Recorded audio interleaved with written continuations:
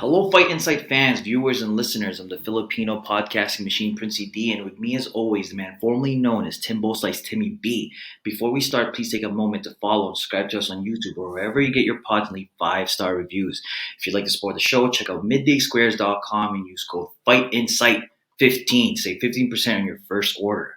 On today's episode, we speak to a bantamweight fighter on the verge of reaching the title, discuss the world's weirdest ref, make our picks for Ngannou versus Gane, and a whole lot more. Tim, hit it!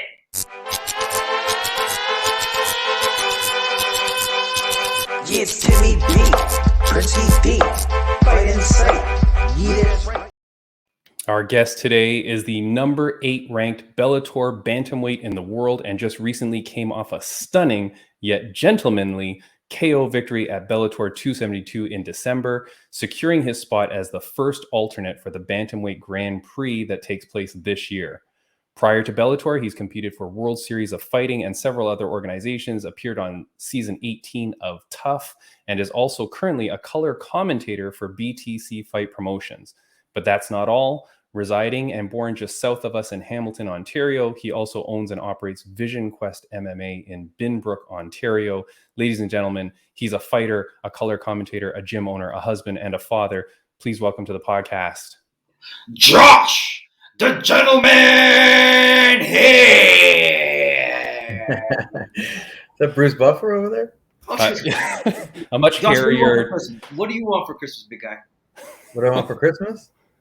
I'll send you a list, buddy. I want to be Canada 2018 again. That is impossible, Josh. Please pick anything else. We can give you anything else. Yeah, yeah, right. A Corvette could have been a brand new fridge, but it's 2018 Canada. Oh my god! At least 2019 Canada would have been nice too. Like 2019 was good. Was an amazing year. We won the championship, Toronto Raptors. Come on, right. Wait, 2018, I wanted to start this off. Josh, I feel like we should be saying happy 3rd anniversary. Is that correct? That's right. Yeah, a couple days ago. Yeah. Ah, very nice. Congratulations, man. Thanks, man. Thank you. And you are right now, you are in Florida. You have avoided all our snow. Yeah. So congratulations at doing that. And you're having a good time out in Florida? Loving it, man. I don't want to come back, man. As bad as it is, as bad as it sounds. Yeah, I came out here 31st. We came out, we left. And yeah, we've been out here ever since. And it's like my wife's working online. So nice, it works. Nice. And my stepson's, he's online for school right now. And then my daughter's only 3. So we're able to do it for a little bit and just avoid the weather, avoid all the bullshit back home, and just and yeah, man, just have a vacation out of it too. Yeah, no, it looks beautiful. And we were speaking just before we started airing, but you're training out at MMA Masters now. Is that your first time training with them, or have you done that before? First time. Yeah, I've never been out here. I've been to Florida years and years ago, but never trained out here. But yeah, I've been going there mostly, and they've been awesome, man. Great gym. The coaches are awesome.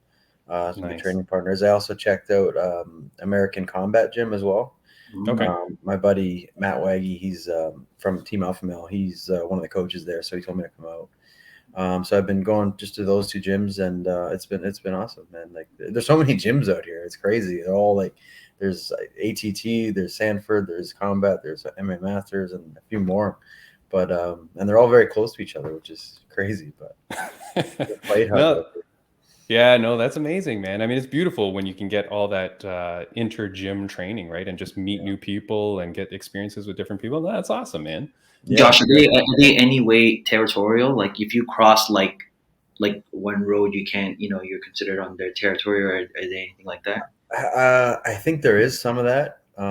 There's a lot of politics for sure. Like, there's been a lot of like, this guy was here, but then he went here and started this one, and then he went there and started this one, and there's a follow-out here and that, So I think there's a lot of gym politics. As just like a visitor, I'm just like flying in here. I'm not setting up shop, so I think I can kind of like try new things out and be okay. But I think there are some spots where, if you go there, then you shouldn't go there. I can feel that. Yeah. Josh, I was actually kidding, man. I wasn't expecting that answer. I thought you were going to say, "Oh, there's nothing like that down there. Everyone's cool with each other." I think like as far as like the training partners, I think everybody's cool with each other for the most part. I think it's just more like the management owners. I think that's why you see so many gyms pop up, because people have split off. Yeah, Yeah, exactly. yeah. But I mean, it benefits the fighters because there's way more options, which is awesome. Yeah, no, that's awesome. Josh, we do have to say, you're coming off a crazy knockout. It was one of the funniest knockouts in terms of when they showed the replay. Yeah. You must have watched it, but when the commentator, because you knock him out, you go over top, you refrain from hitting him again, and the commentator goes, and that's why they call him the gentleman. So, Big John. Yeah. Yeah, that was awesome, man. That was pretty funny. Huge opportunity on a grand stage, right? End of the year performance. How has the reaction been from fans, and really more importantly, how has the reaction been from Bellator? Are like super happy? Like, what's going on? Yeah, I think so.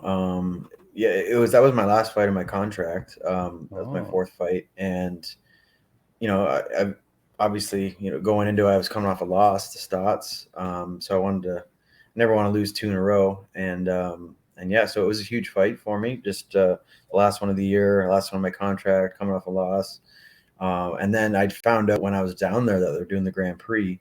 Yeah. I was actually having dinner with Stotts, and he told me. and Yeah.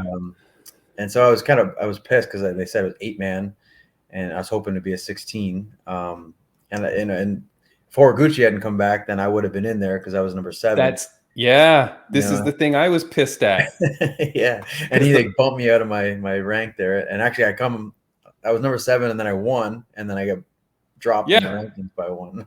And then here's the kicker, Josh, because I saw you talking about this in a post interview, like saying how you had heard about it the day before. Yeah. So, but I mean, the kicker is, so they already set this up. It's like, what if Horiguchi got in there and got whooped?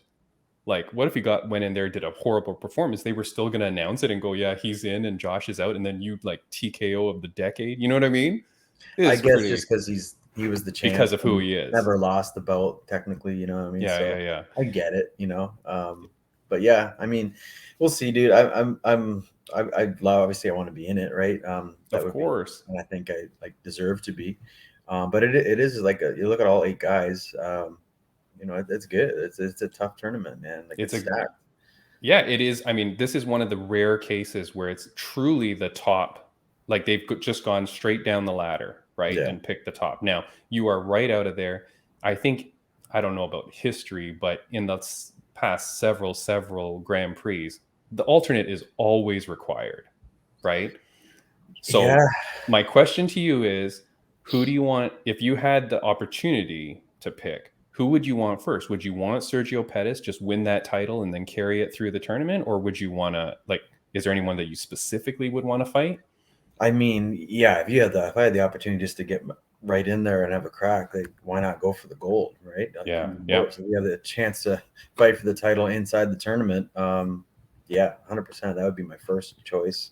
Nice. I guess second, like, I think everybody in the tournament's probably gunning for this fight first. Would probably be Gallagher. Okay. I just feel. I mean, he's not bad, but I just compared to some of the other people in that, I don't think he should be in there over me, 100%.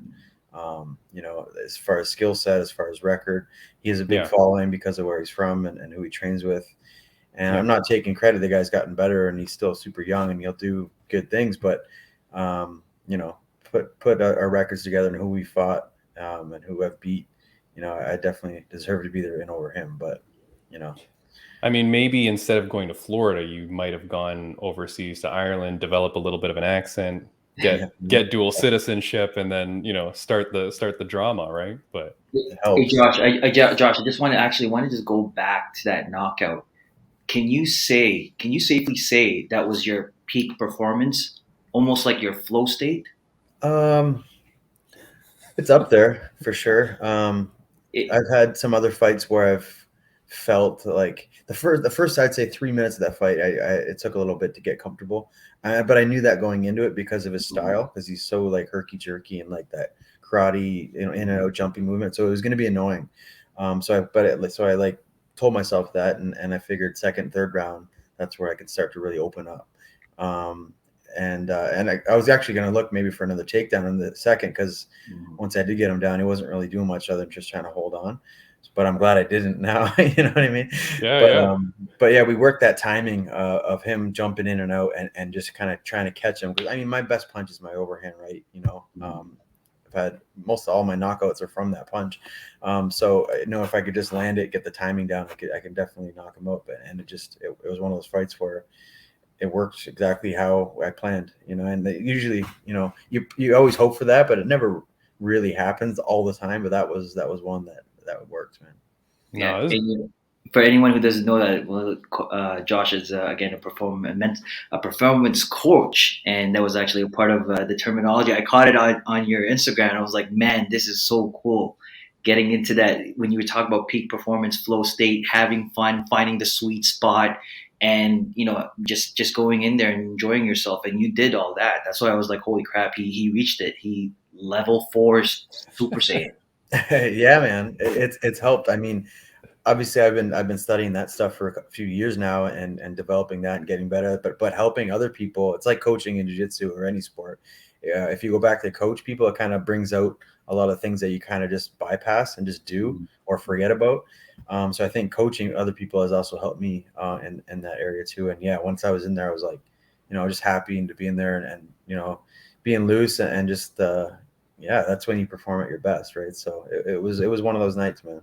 that's awesome, man. And Prince, I do want to acknowledge your wonderful research. Josh, he was really proud of that research that he's done. Oh I can man, tell he really wanted to highlight That's that. good. Yeah, it's good. yeah, Josh, Cerebral Academy guys, Cerebral champions. Shout out to you guys. That's amazing. Working. Josh, Thanks, man. I do want to get to your training, and like, so now you've moved, you know, vacationing in Florida to train, right? Yep. Outside of your normal gym here in Ontario, Canada. I do want to show a letter, and I know you've seen this too, but this is what our former guest of the podcast, Malcolm Gordon, UFC flyweight, he posted. And I'm just going to read this a little bit, man.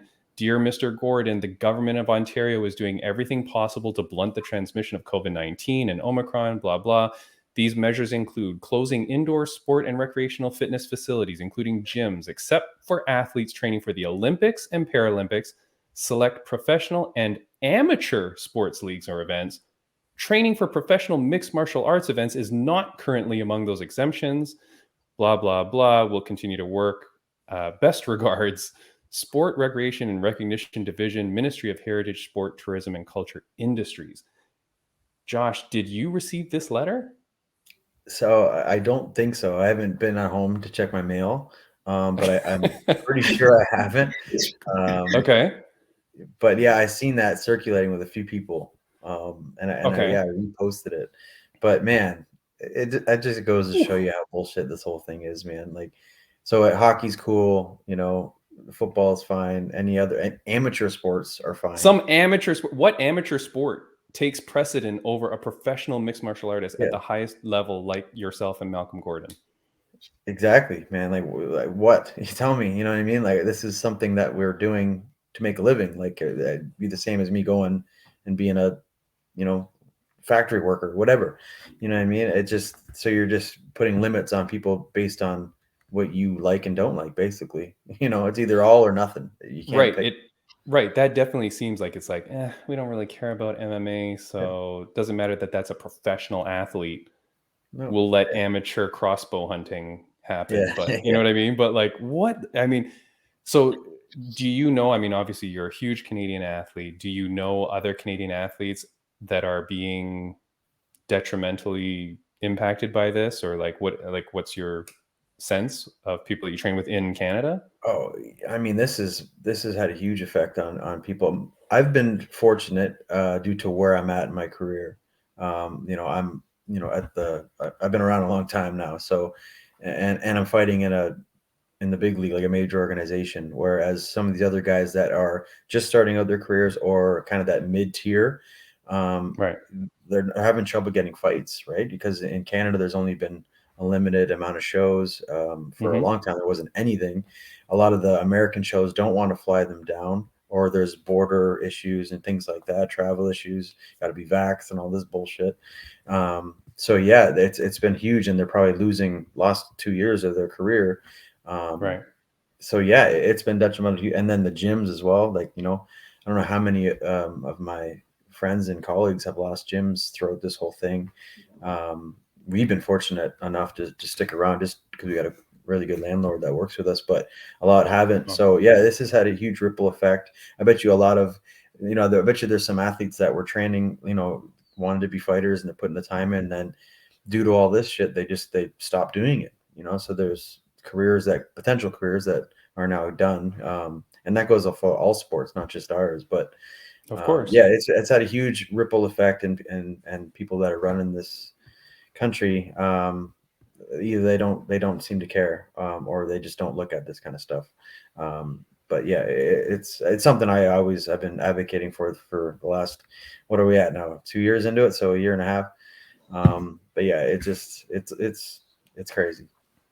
You had put some stuff on your Instagram, I remember at one point, and I think it was through Aegis MMA, which that's not your gym, but you train there out of Aegis. Yeah, that's one of my home gym. That's Okay. Lyndon and Lucas, my longtime coach and buddy And- forever. So yeah, he's always posting stuff on there. He's yeah, and if you don't follow Josh the Gentleman Hill, you have to follow him. We'll have your handle and stuff like that in the show notes. If you're watching on YouTube, you can see it going across the screen now. But follow at Gentleman J Hill.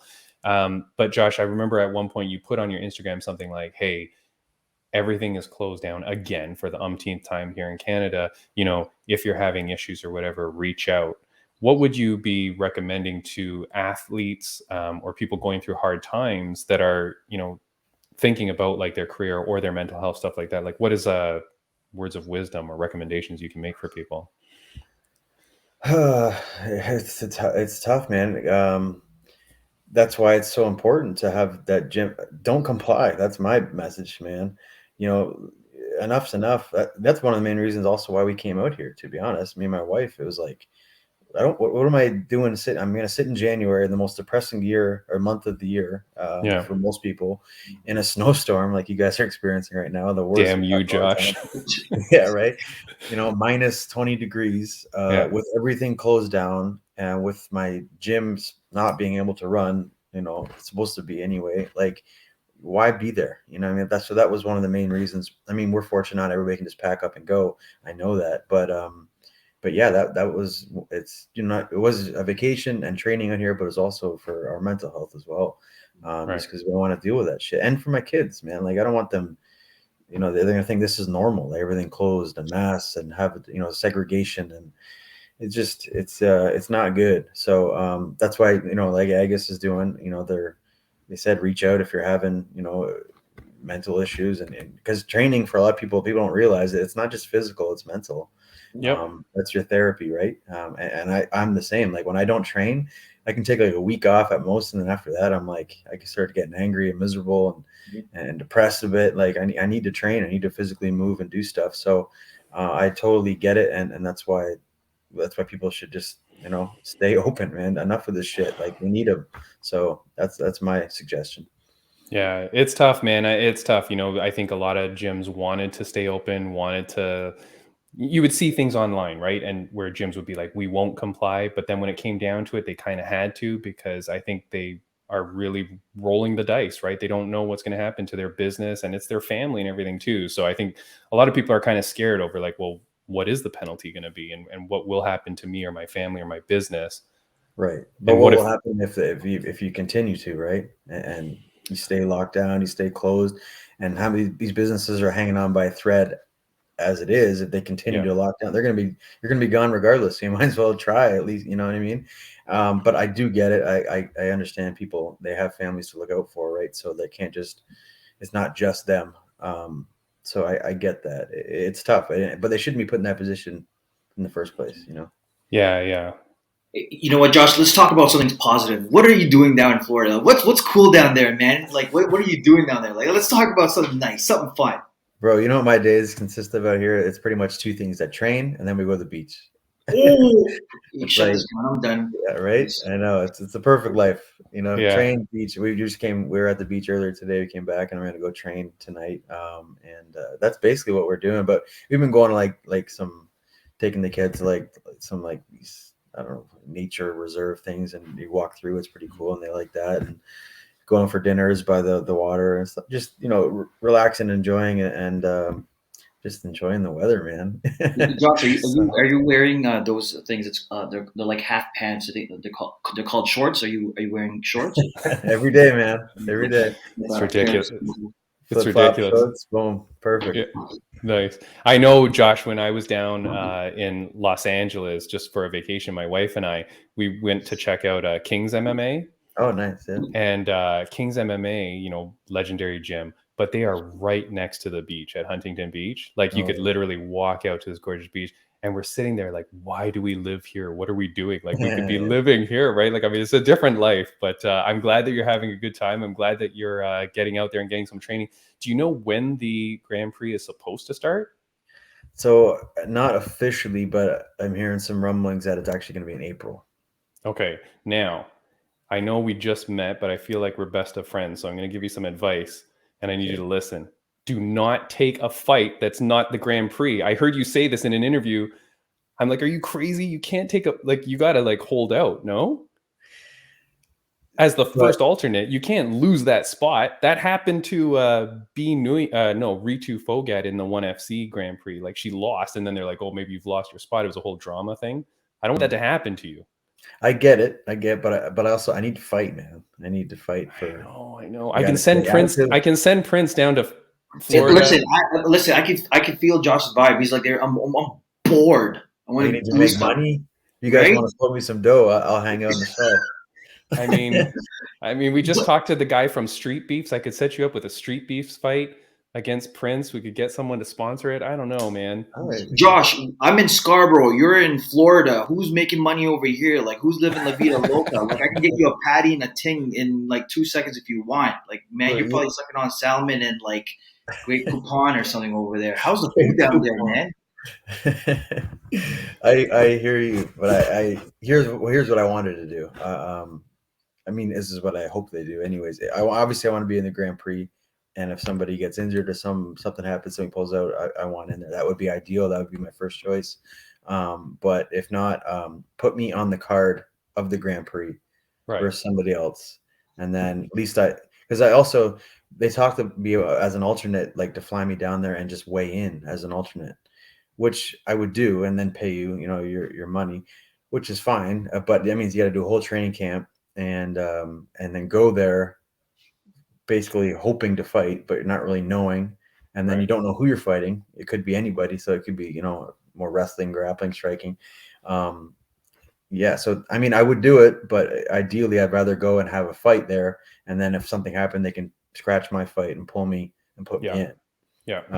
So we'll see. I called out Kaz Bell because he's the only top 10 guy that's available that doesn't have a fight lined up. There's Caldwell's fighting, Lugo's fighting, and then me in the tournament. So Kaz is there. So that's a fight that I want. And hopefully they put us two together on the Grand Prix. That'd be ideal. Nice. Yeah, that's a good plan. I know, again, in researching like some of your interviews and stuff, you seem to be a guy that likes to game plan, that likes to like know their opponent too. So at least you'd have some game plan directed towards one opponent, and then if it had to switch, at least, you know what I mean? Like it's. Yeah, I mean, I think everybody would rather know who they're fighting than not, right? It's just, but if I get it, if it happens in the switch, I'm not going to say no to it. Obviously, I'll take whoever. Of course. But ideally, if you can see the person you're fighting, whether a short southpaw or a tall orthodox or more, just things like that, you can sort of game plan around a little bit. All right, Josh, we won't take up too much of your time. We did get some fan questions. A lot of them were just about like, how do you love to beat up opponents and stuff like that. But one question I do want to ask you, I think I know the answer to this. This is actually my wife asked it. Legit question. Aaron's S2 asked, how did you get the name The Gentleman? So the name The Gentleman is actually my great uncle, my grandpa's brother. Was a professional wrestler. Wrestled back in the WWE way back. Actually, like before it was WWE, right? WWF. It was actually before that. WWF. Yeah. Okay. Yeah, back in the 70s, I believe it was, early 70s. But yeah, he was a gentleman, Jerry Valiant.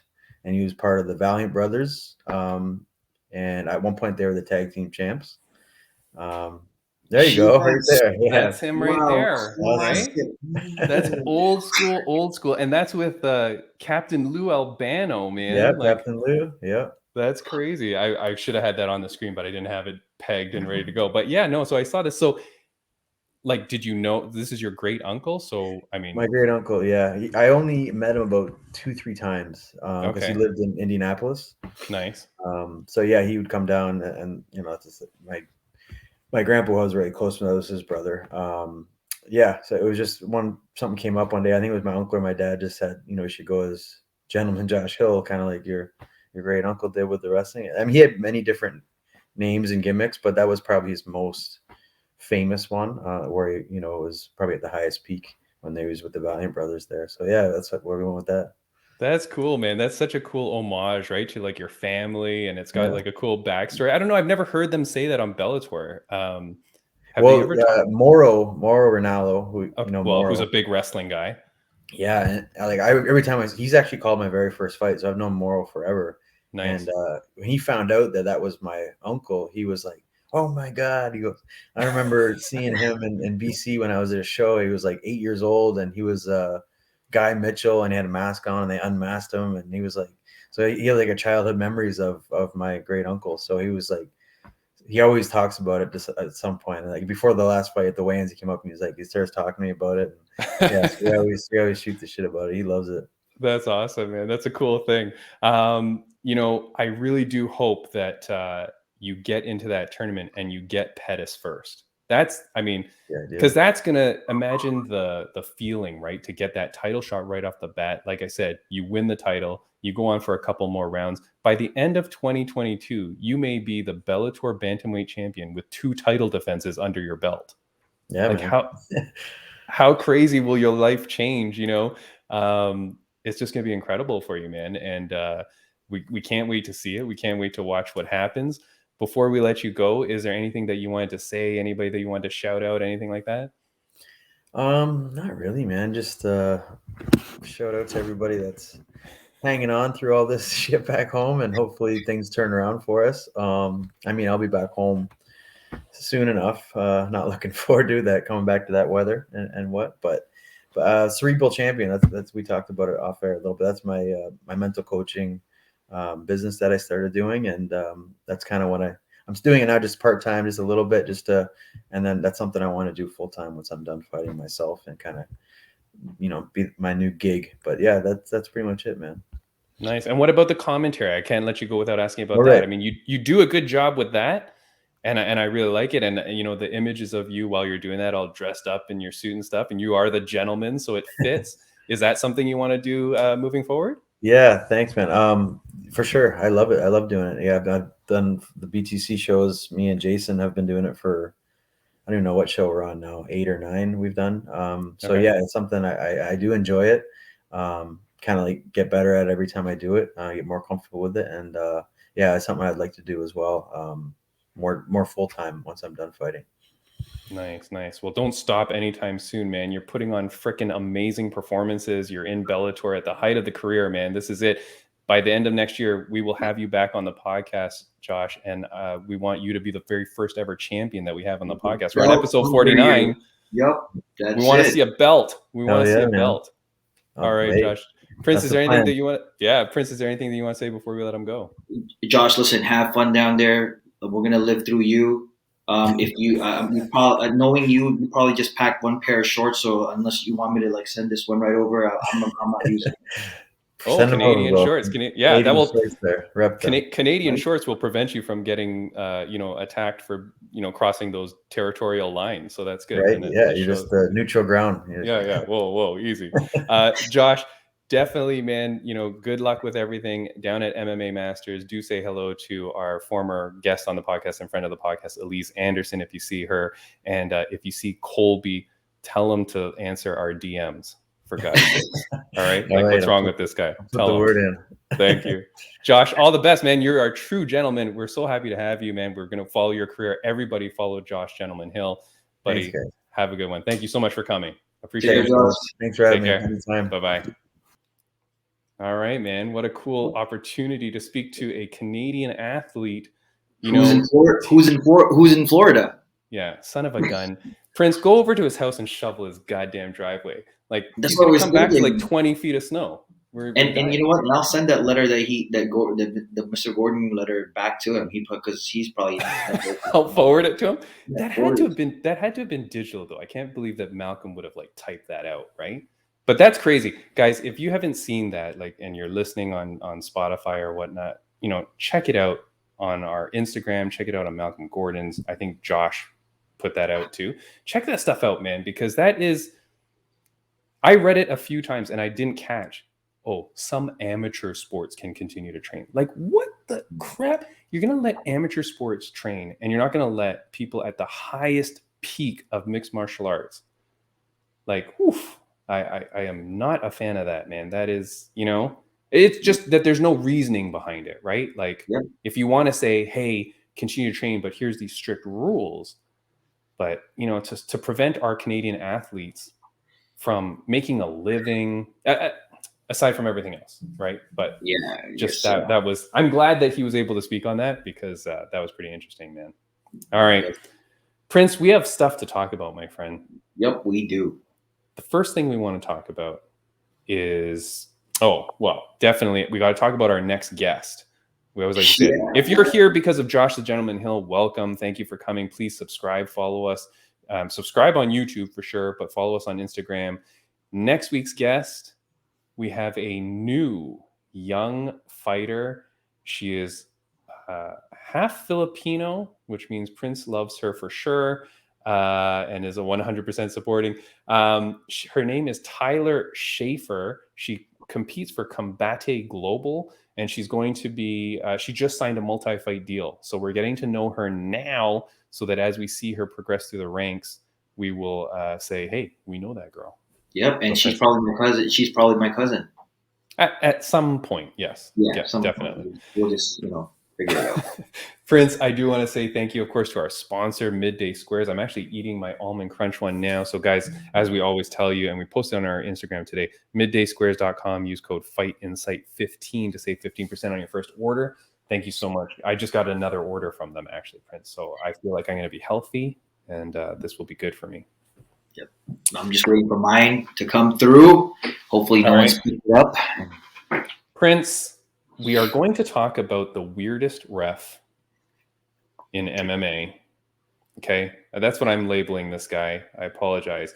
But I'm going to show a picture of him here. First, we're going to deal with this problem. Now, Prince, what is the problem here that I am looking at? And again, for those on Instagram, Prince will call this out. It's the ref, Olivier Coste. Mm-hmm. So the problem here is he's wearing a mask. Yeah. He's in ONE FC, Olivier Coste. Other referees do as well, but this guy for sure, he's their main ref. He wears the mask all the time. Yep. In this scene, he is got Barbie versus Supergirl, which occurred last week. Great Muay Thai fight. Oh, yeah. They're coming at the beginning where, he says, all right, keep it clean, blah, blah, blah, right? And then he goes, and he's mumbling through this mask. Mm-hmm. Barbie, I don't know, speaks English. Supergirl, I'm almost positive doesn't speak English, like not fluently. Yep. So let alone they have difficulty understanding English, which is a big thing in ONE FC. I always wonder how the referees really communicate. Then he's muffling through the mask and he goes, all right, touch gloves if you want to. And the girls are standing there like this. And he goes, touch gloves if you want to. And then they're like, and then he like gives the signal and they're like, oh, and then they give the, I don't think they can really hear him. And then through the whole match, I'm like, wait a second, these girls don't have English as a first language. Mm-hmm. And he's speaking through this mask. Do you not have like parameters or like guidelines around like whether this ref should be wearing a mask? You wonder if like the athletic commission is cool with him wearing a mask because it's like, well, you can't freely communicate. Mm-hmm. What do you think about this, Prince? Yeah, well, okay. I mean, the obvious reason why he's probably wearing the mask is just, again, safety issues. I mean, health and safety. You've got two fighters giving it at. There's spit, there's blood, it's all over the place. That's probably the reason why he's wearing it. And I understand where you're coming from. I mean, definitely. I mean, a lot of ONE FC fighters don't have English as their first language, so it's hard to communicate. And sorry, and so it wouldn't even be the fact about English as a second language or maybe no language, but it's also even just his ability to like make like a scared fake, Mm. like show a concerned look or something. Like Show there's emotion. no, yeah, right. Or, I don't know. Okay, go yeah. ahead. Well, I mean, again, I mean, to rebuttal what what you're trying to say. I mean, it's they have options to not wear the mask or wear the mask, right? I mean, some refs don't wear It it, but seems like that. Yeah. yeah, yeah. So I guess we don't know. Maybe there's comorbidities, medical issues on his end. That's the reason why he's wearing the mask. We don't have the But for full story.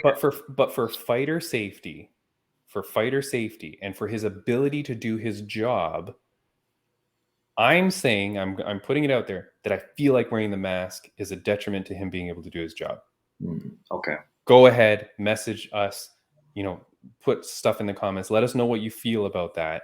We did post this on our Instagram. Didn't get too much. Some people were just like, what a bunch of baloney, right? Yeah, yeah. But maybe now hearing what we're saying, maybe you have some sort of opinion. Maybe you agree that, hey, it's okay, let him do what he wants. Or maybe you agree with me in saying, I feel it's detrimental to his job.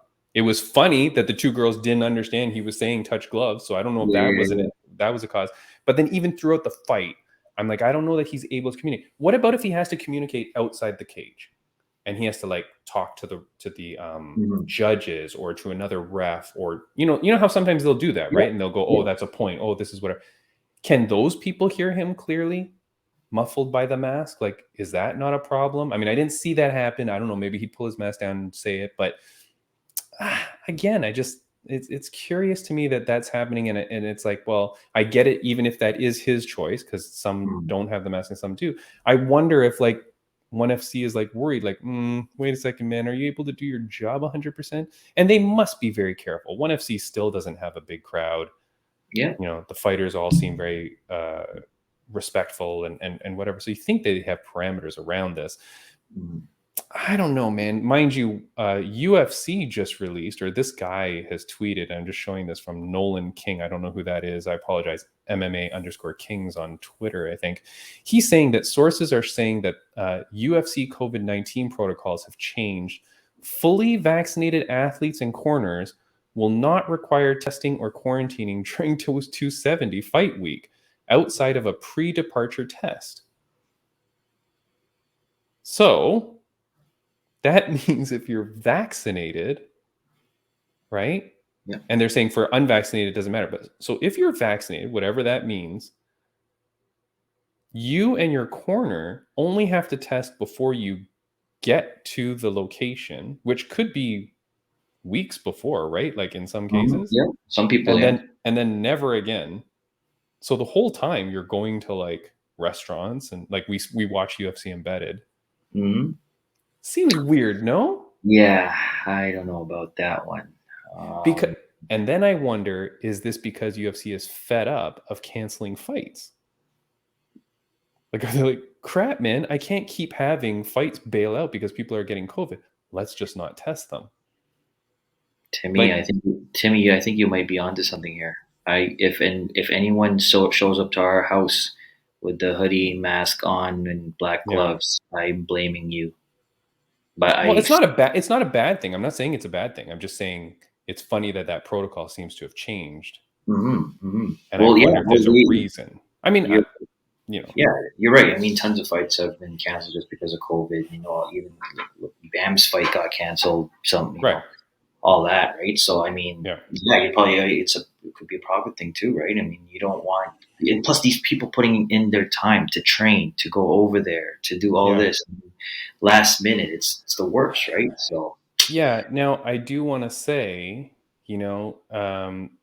we said that this is one of the weirdest refs in MMA, but it's not just his choice to wear a mask or his thing. But I do want to show this video, and again, check this out. Supergirl a little overzealous, marching her down, backs away at the right. Chop. Okay, so Timmy, I tried doing some research to figure out what he was trying to say. Yeah. Now, Cost is from France, so I thought it might have been a French word. Yeah, That le chop, le chop, le like chop. the top. So no, so I couldn't find anything that resembles the word, or maybe he was saying something in slang. Nothing. Okay, to those listening on Spotify, Apple Podcasts, whatever, thank you. It's a video of this ref, Olivier Coste, in 1FC at Heavy Hitters, the event that went down last week. He's doing it here in this Muay Thai fight, but he does it throughout the night in MMA fights or whatever. He'll like, the second there's like a pause or something, he goes, Supergirl, a little overzealous, marching her down. Backs away to the right. Tim, just leave that on loop. We'll get more views if I just play that than our podcast. Okay. Oh my god. So that's something falling in Prince's background. So the second there's like a pause in the fight, he does this. He goes, chop. It got to the point in some fights where the fighters were kind of like, the second there was a pause, they would like almost look at the ref and wait for him to do that, almost as if they need his permission to keep engaging. And if you really pay attention to our video, you'll see at one point, one of the girls is like almost in the middle of throwing a punch while he's saying it. Mm-hmm. I'm like, I don't. Supergirl, a little overzealous, marching her down. Backs away to the right. Yeah, you can see the girl throwing a teep kick, and she's almost started it while he's saying chop. Yep. Supergirl is kind of almost like, is she paying attention to the fighter? Is she paying attention to him saying chop?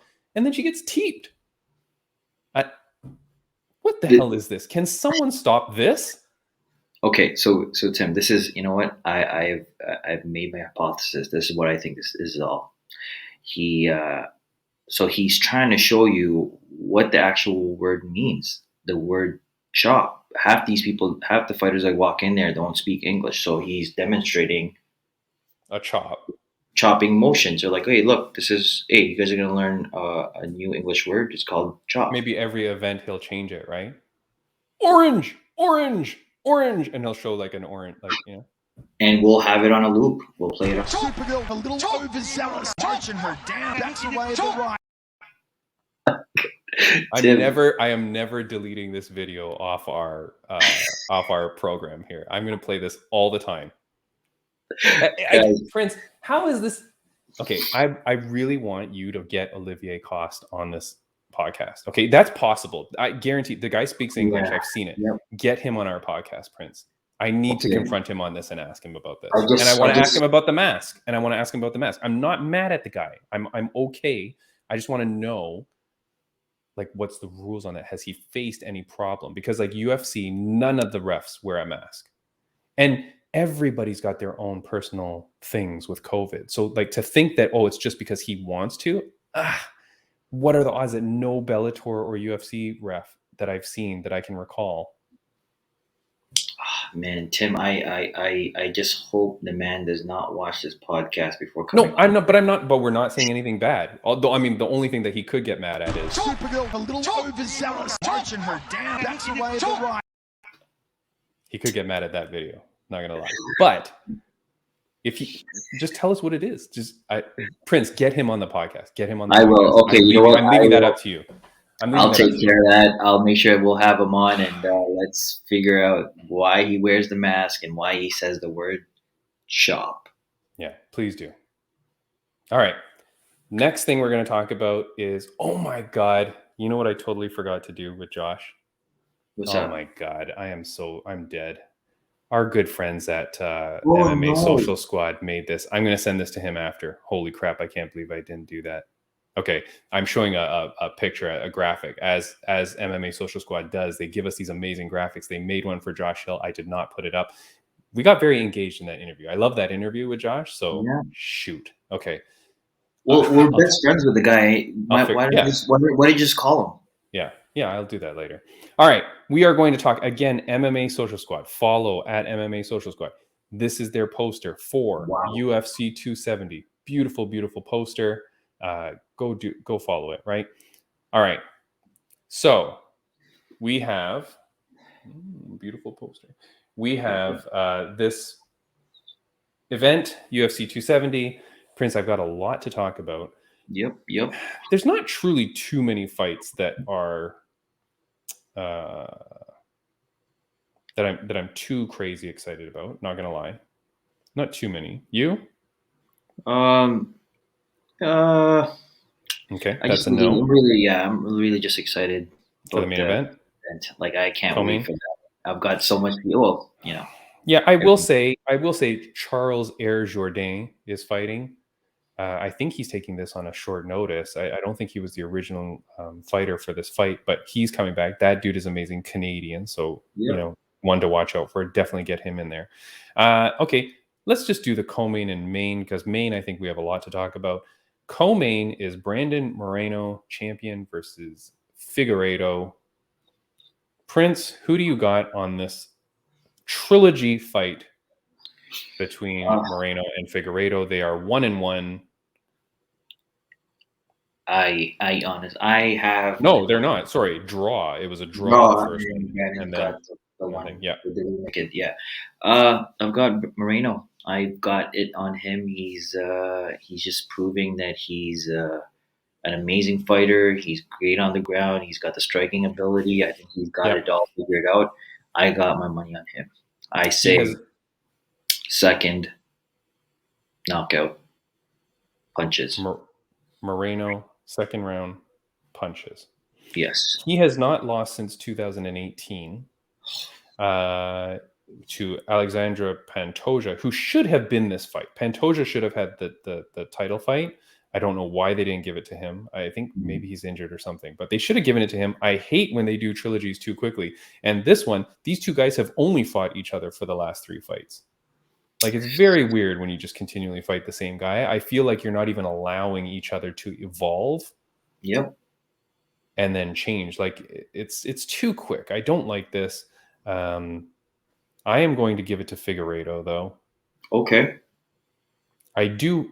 Partly, I want Figueiredo to win because he's just so cool. Like, Yeah. just his look. He's got a cool look and all that.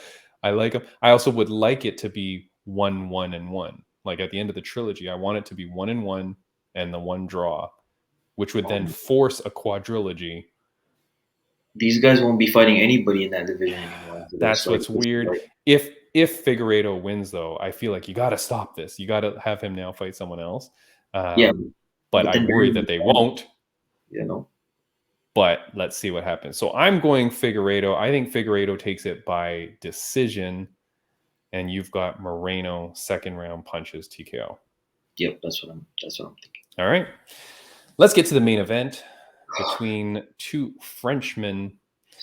You've got Gane versus Ngannou. Okay.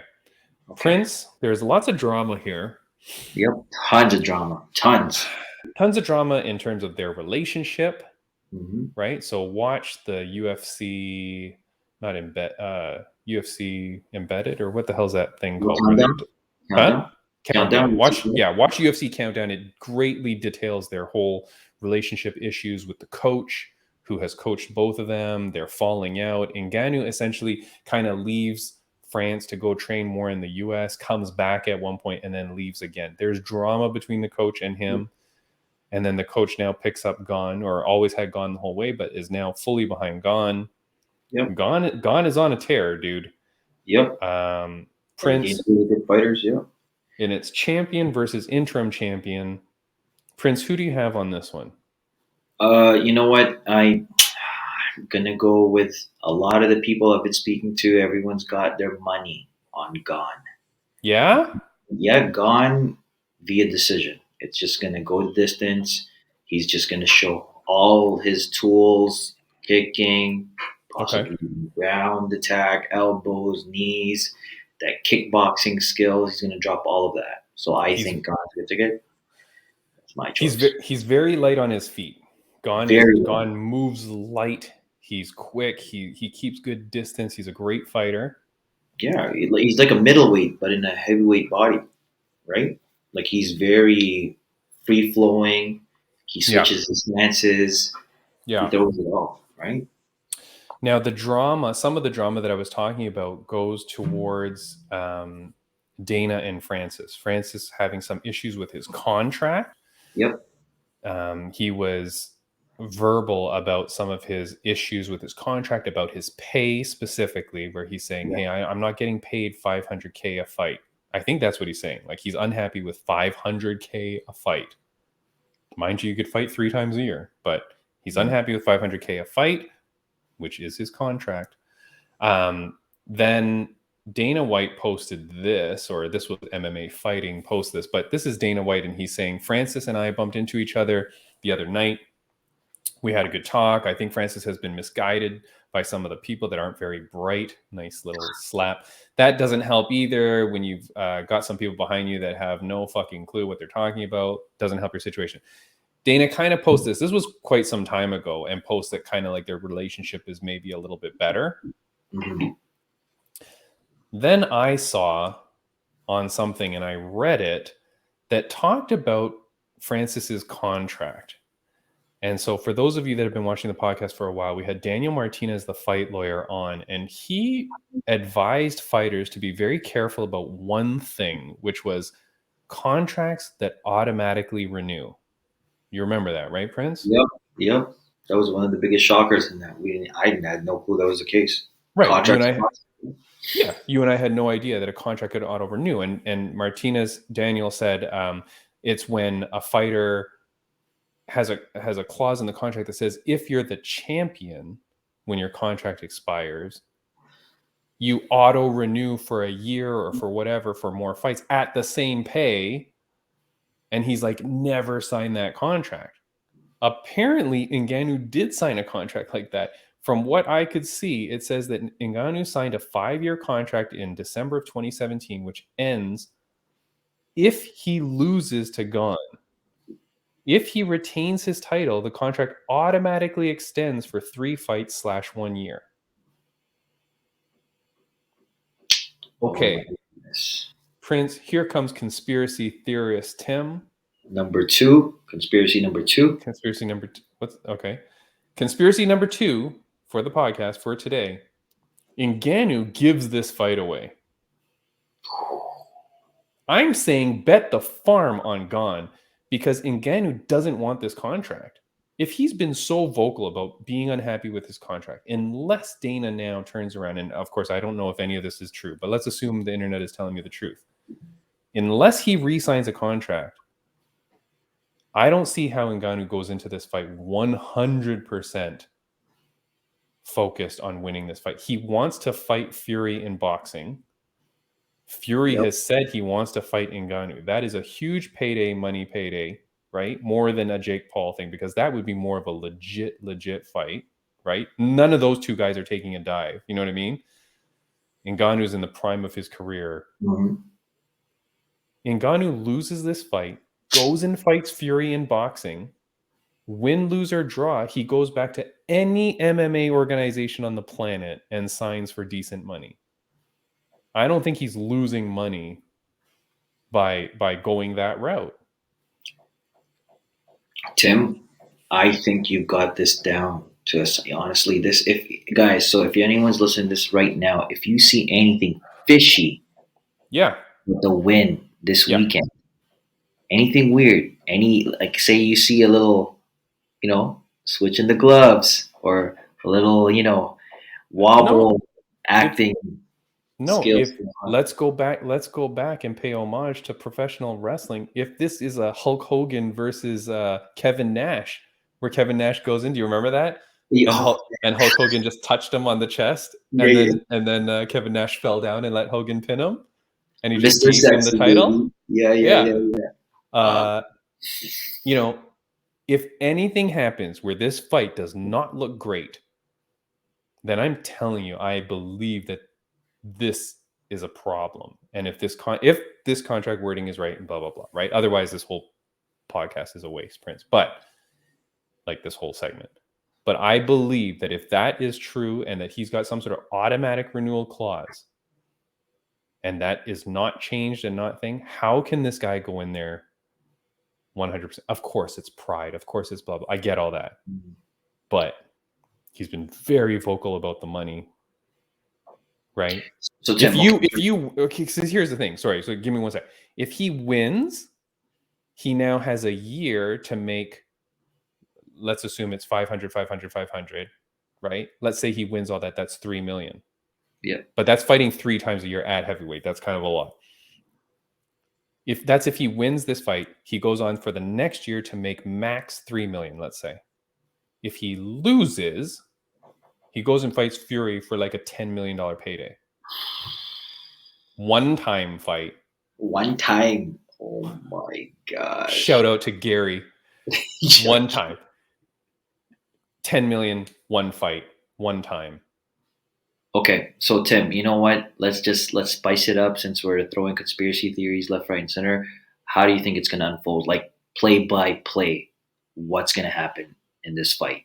Play by play, I think it's Going with my conspiracy. Going with my conspiracy, he fights like the Derek Lewis fight, and it's a very timid, no punch, no punch, no punch. And and I'm not saying that Gon is in on it. So then Gon pushes, and Ngannou gets a hit, goes to the ground, doesn't really show the desire to get up, and the ref stops it. Oh my gosh! And then Ngannou pulls a Forrest Griffin and just walks out the cage. Listen, if you guys are listening to this right now, at Fight Insight, we don't just talk about regular MMA stuff. We like to push the envelope. Like this is it. We call out all these, throw fights and these conspiracy theories, and oh my gosh, Tim, if you get this right. Supergirl a little overzealous, touching her down. That's away to the right. Chop. Chop. Prince, that's what I'm saying, man. That's what I'm saying. Here's the thing, Prince. This pay-per-view, again, not the most interesting. I am surprised. I was looking at someone's Instagram and they were posting something here. This was Fourth and Long Radio. This is an account that we support. Will you buy UFC 270? 67% of their respondents said no, they will not be buying this pay-per-view. Now, oh really? This was potentially due to the raise in price of $5. But dude, if you're paying $70 already for a pay-per-view, $5 isn't making or breaking the bank. And this is a huge pay-per-view. Like Gon versus Ngannou is a huge thing. You get Figueiredo versus Moreno. 67% of people not buying the podcast. Dude, that's not very good. We talk about pay all the time. Let me just show you something else that someone put on their Instagram at one point. My stream was down and I missed the main event. Colby Chaos Covington will be back. Okay, so this was back then. The guy literally, that's like a MMA like page, literally just saying like, yeah, I'm streaming the fight. Shoot, I missed it because my stream went down. Dude, I don't know. People aren't buying these pay-per-views, man. I don't know. Yeah, anyways. Oh my gosh. Like even with the price going up, like that's gonna even drive more people just to live stream. To potentially live stream, right? We are not telling you to do that, but I'm just telling you that's what people are saying. Prince, friends of the podcast update, I do want to say, I spoke to Fair Play from our last podcast. I said, how do people see your fight? Because I realized I didn't really ask that on the podcast. Like, how do people tune in or whatever? Because it's Fight Night Challenge. I don't know where that is.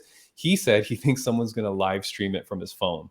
Oh, so follow Fair Play on Instagram, because then, on his fight, January 29th, I want to say, double check that date. He may just have it live on his Instagram. So do that. Make sure that you're following him if you want to catch his fight. Yeah, Saturday, January 29th. That's next Saturday, right? Nice. Another friend of the podcast update, Prince, Ramona Pasquale, murdered her opponent. God. So for anybody that remembers Ramona, dude, murdered her opponent with a disgusting knee to the body. The girl turned away. I mean, first round, 1 minute. That's all this fight took. She travels all that way for 1 minute. It's, geez Louise. Knees her to the body. The girl kind of bends down and crumbles, and then Ramona just goes to town, clinch, knee, until the girl drops. The ref calls it, mercifully ending the fight. Ramona, like, yeah. Whew. If you guys haven't, check out the highlights that we've got on the page. It's like, it's nuts. I didn't even know what else to put in that reel. It was just so quick. Like there's like, bop, it was done. She's gonna, she is tearing it up, man. I'm so glad for her, because I know she's really wanted to fight. She's been, and then very motivational speech afterwards. So congratulations to Ramona. We're so happy for you. And Fair Play, we're excited to watch your fight, man. And remember, we also have Gita Marie her fight is coming up as well soon too, and we will be following along with that and getting some information out. I think that's in a couple weeks, so we've got more time for that one to promote that one for her. Prince, aside from that, my friend, I think we are all done. I think we've talked about everything that we wanted to, right? I think so. Yep. Conspiracy theories, weird refs, Josh Hill. We've got everything covered. Guys, we've talked about this as well. Thank you to Noon, who was sponsoring the show and helping us out. I found out that on their website, you can go to Noon and get, I think it's 25% off. So go to Noon and do that. Check them out on Instagram, and there's some deals there. Prince, next week, excited to talk to Tyler Schaefer. And Shay. Yeah, anything else, buddy? Guys, so again, subscribe to us on YouTube, follow us on Instagram, listen to us on Spotify, all right? Just a friendly reminder. Fight Inside 15 day squares. Ooh. Prince, I'm going to let you go with a joke, my friend. 4 people walk into a bar. Their names are Mr. Lamb, Mr. Karate, Mr. Pork, and Mr. Slap. The bartender turns and says, I know all your last names. What is it? Mr. Lamb, Karate, Pork, Slap. Supergirl, a little overzealous, touching her down. That's the way of the right. Tim. Lamb chop, karate chop, pork chop, and slap chop. Prince, that's it for today, buddy. Have a good one. I will see you guys later next week. Have a good one. Shut it down.